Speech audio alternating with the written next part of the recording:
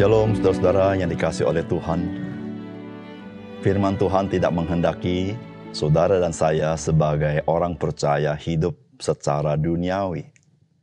Tetapi saudara dan saya harus hidup secara rohani. Karena itulah yang Yesus Kristus kerjakan di dalam kehidupan saudara dan saya. Salam jumpa dalam program Tuhan adalah Gembalaku. Tahukah saudara perbedaan hidup saudara yang lama, yang di luar Kristus, dengan hidup yang baru yang saudara dan saya alami di dalam Kristus? Saudara, Alkitab menuliskan bahwa hidup lama kita itu adalah hidup alamiah. Sedangkan hidup yang baru yang Tuhan berikan kepada kita itu disebut sebagai hidup rohani. Bukan lagi hidup yang alamiah. Hidup rohani maksudnya adalah karena ada Roh Kudus yang tinggal di dalam kita. Dan Roh Kudus yang tinggal itu ada Roh Kudus yang maha kuasa. Dia adalah Allah itu sendiri. Sehingga saudara, apa yang tidak mungkin di dalam kehidupan alamiah kita menjadi mungkin di dalam kehidupan baru di dalam Kristus.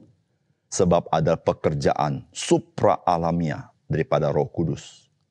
Saudara dan saya tidak lagi hidup bergantung kepada kekuatan kita, tapi ada kuasa Roh Kudus yang bekerja di dalam kita. Saudara, demikian juga dalam pelayanan kita. Saudara, pelayanan kita harus sadar bahwa pekerjaan Tuhan bukan dilakukan dengan manusia alamiah, tetapi dengan manusia rohani, yaitu dengan manusia yang dipenuhi Roh Kudus dan melayani kuasa Roh Kudus. Karena pekerjaan Tuhan tidak pernah dapat dilakukan dengan manusia alamiah. Saudara, marilah kita sebagai orang Kristen hidup rohani, karena itu berkat yang sangat indah Tuhan berikan.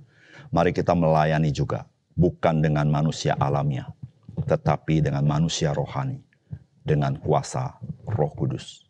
Mari kita membaca Kisah Para Rasul pasal 13 ayat 1 sampai 12.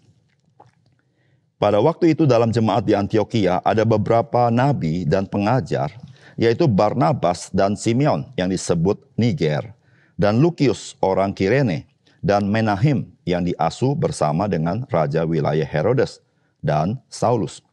Pada suatu hari ketika mereka beribadah kepada Tuhan dan berpuasa, berkatalah Roh Kudus, "Khususkanlah Barnabas dan Saulus bagiku untuk tugas yang telah kutentukan bagi mereka." Maka berpuasa dan berdoalah mereka. Setelah meletakkan tangan ke atas kedua orang itu, mereka membiarkan keduanya pergi. Oleh karena disuruh Roh Kudus, Barnabas dan Saulus berangkat ke Seleukia, dan dari situ mereka berlayar ke Siprus. Setiba di Salamis, mereka memberitakan firman Allah di dalam rumah-rumah ibadat orang Yahudi, dan Yohanes menyertai mereka sebagai pembantu mereka. Mereka mengelilingi seluruh pulau itu sampai ke Pafos. Di situ mereka bertemu dengan seorang Yahudi bernama Bar Yesus. Ia seorang tukang sihir dan nabi palsu.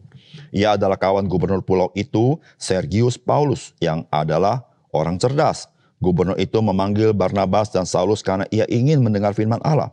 Tetapi Elimas, demikian namanya dalam bahasa Yunani, tukang sihir itu menghalang-halangi mereka dan berusaha membelokkan gubernur itu dari imannya. Tetapi Saulus yang disebut Paulus, yang penuh dengan Roh Kudus menatap dia dan berkata, "Hai anak iblis, engkau penuh dengan rupa-rupa tipu muslihat dan kejahatan. Engkau musuh segala kebenaran. Tidakkah engkau akan berhenti membelokkan jalan Tuhan yang lurus itu? Sekarang lihatlah, tangan Tuhan datang menimpa engkau dan engkau menjadi buta. Beberapa hari lamanya engkau tidak dapat melihat matahari." Dan seketika itu juga orang itu merasa diliputi kabut dan gelap, dan sambil meraba-raba ia harus mencari orang untuk menuntunnya. Melihat apa yang terjadi, percayalah gubernur itu, ia takjub oleh ajaran Tuhan. Saudara yang dikasihi oleh Tuhan, pelayanan Injil seringkali atau selalu ada penghalangnya. Salah satu penghalangnya yang seringkali kita tidak sadar, itu adalah diri kita sendiri. Di mana kita menghidupi kehidupan Kristen kita seperti pada umumnya orang di dunia ini. Namun penghalang yang lain adalah pasti adalah kuasa si jahat yang terus berusaha menghalangi pekerjaan Injil melalui banyak manifestasi yang dia nyatakan. Saudara, bagaimanakah seharusnya kita sebagai orang percaya menghidupi kehidupan Kristiani kita?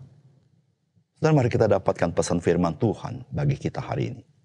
Yang pertama, belajarlah peka dan taat akan pimpinan Roh Kudus. Karena pekerjaan Tuhan tidak pernah terlepas dari pimpinan Roh Kudus. Saudara, firman Tuhan berkata begini, pada waktu itu dalam jemaat di Antioquia ada beberapa nabi dan pengajar, yaitu Barnabas dan Simeon yang disebut Niger, dan Lukius orang Kirene, dan Menahem yang diasuh bersama dengan raja wilayah Herodes dan Saulus. Pada suatu hari ketika mereka beribadah kepada Tuhan dan berpuasa, berkatalah Roh Kudus, khususkanlah Barnabas dan Saulus bagiku untuk tugas yang telah kutentukan bagi mereka. Maka berpuasa dan berdoalah mereka, dan setelah meletakkan tangan ke atas kedua orang itu, mereka membiarkan keduanya pergi. Oleh karena disuruh Roh Kudus, Barnabas dan Saulus berangkat ke Seleukia, dan dari situ mereka berlayar ke Siprus. Saudara yang terkasih di dalam Tuhan, sebagai orang percaya, hidup kita tidak sama lagi dengan hidup lama atau hidup pada umumnya orang. Saudara, kita menjadi orang-orang yang sudah menerima Roh Kudus di dalam kita. Saudara, Roh Kudus yang tinggal di dalam kita adalah Roh Kudus yang dinamis, bekerja, karena dia adalah pribadi Allah itu sendiri. Dia mempunyai perasaan, dia mempunyai pikiran, dia mempunyai kehendak. Saudara, kehendak dia tentu dengan jelas yang Yesus katakan, bahwa dia memuliakan Yesus Kristus. Sehingga setiap orang percaya, kita sudah menerima Roh Kudus. Jikalau kita hidup sesuai dengan pimpinan Roh Kudus, kita juga memuliakan Kristus. Saudara, pertanyaannya adalah, apakah saudara peka dan taat kepada pimpinan Roh Kudus? Saudara, di gereja mula-mula, kita membaca bagian ini, bagaimana mereka itu peka dan taat kepada pimpinan Roh Kudus. Saudara, untuk peka, maka kita memperhatikan bagian ini bahwa mereka adalah orang-orang yang beribadah. Mereka adalah orang-orang yang berpuasa atau berdoa. Saudara, antara kepekaan akan pimpinan Roh Kudus dengan kehidupan rohani, beribadah, berpuasa, berdoa, tidak pernah terlepas. Saudara, orang-orang Kristen yang beribadah dan berpuasa dan berdoa haruslah menjadi orang-orang yang peka akan pimpinan Roh Kudus. Tetapi orang-orang Kristen yang tidak suka ibadah, bagaimana mungkin ia peka akan pimpinan Roh Kudus? Saudara, Tuhan, Dia memimpin kita di dalam kehidupan kita. Namun ketika kita tidak peka, kita tidak tahu akan pimpinan itu. Oleh karena itu, saudara yang kasih dalam Tuhan, sebagai orang percaya, marilah kita menjadi orang-orang Kristen yang disiplin di dalam kerohanian kita. Karena kita tahu, Alkitab mengatakan bahwa kesalehan itu adalah sesuatu yang memberikan banyak hal yang baik dalam hidup kita. Lebih daripada hal-hal yang lain. Saudara, demikianlah ketika kita beribadah kepada Tuhan. Disiplin berdoa, disiplin membaca firman Tuhan.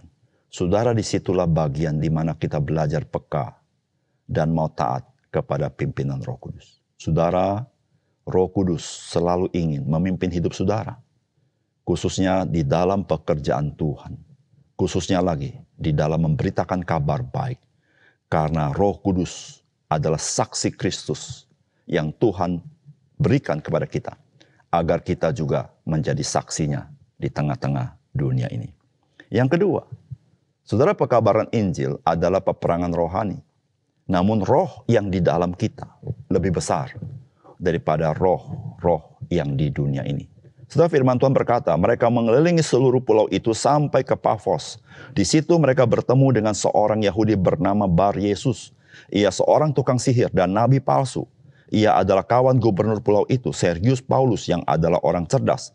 Gubernur itu memanggil Barnabas dan Saulus karena ia ingin mendengar firman Allah, tetapi Elimas Demikianlah namanya dalam bahasa Yunani, tukang sihir itu menghalang-halangi mereka dan berusaha membelokkan gubernur itu dari imannya. Tetapi Saulus, juga disebut Paulus, yang penuh dengan Roh Kudus, menatap dia dan berkata, "Hai anak iblis, engkau penuh dengan rupa-rupa tipu muslihat dan kejahatan, engkau musuh segala kebenaran, tidakkah engkau akan berhenti membelokkan jalan Tuhan yang lurus itu? Sekarang lihatlah, tangan Tuhan datang menimpa engkau dan engkau menjadi buta. Beberapa hari lamanya engkau tidak dapat melihat matahari." Dan seketika itu juga, orang itu merasa diliputi kabut dan gelap, dan sambil meraba-raba, ia harus mencari orang untuk menuntun dia. Melihat apa yang telah terjadi itu, percayalah gubernur itu, ia takjub oleh ajaran Tuhan. Saudara yang dikasihi oleh Tuhan, memberitakan Injil hampir selalu menghadapi tantangan dan kesulitan. Rasul Paulus ketika memberitakan Injil kepada Sergius Paulus juga mendapat tantangan dari seorang tukang sihir yang bernama Elimas atau Bar Yesus. Saudara, Sergius Paulus, gubernur pulau itu, hendak mendengar firman. Tetapi sahabatnya ini yang bernama Elimas atau Bar Yesus, yang adalah tukang sihir, dia selalu berusaha menghalang-halanginya. Saudara, kalau kita baca firman Tuhan ini luar biasa sekali. Tetapi Saulus, juga disebut Paulus, yang penuh dengan Roh Kudus, menatap dia. Saudara, roh-roh dunia berusaha menentang Yesus Kristus. Tetapi saudara, ketika kita baca bagian ini, firman Tuhan pernah berkata, roh yang di dalam kita jauh lebih besar daripada roh-roh dunia ini. Saudara, Rasul Paulus mengalami itu. Dia penuh dengan roh dan dia menghardik Elimas itu.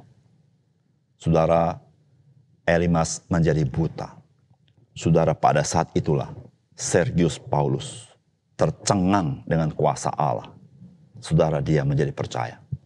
Saudara yang kasih dalam Tuhan, tidak ada roh-roh dunia ini yang sanggup menentang Roh Kudus.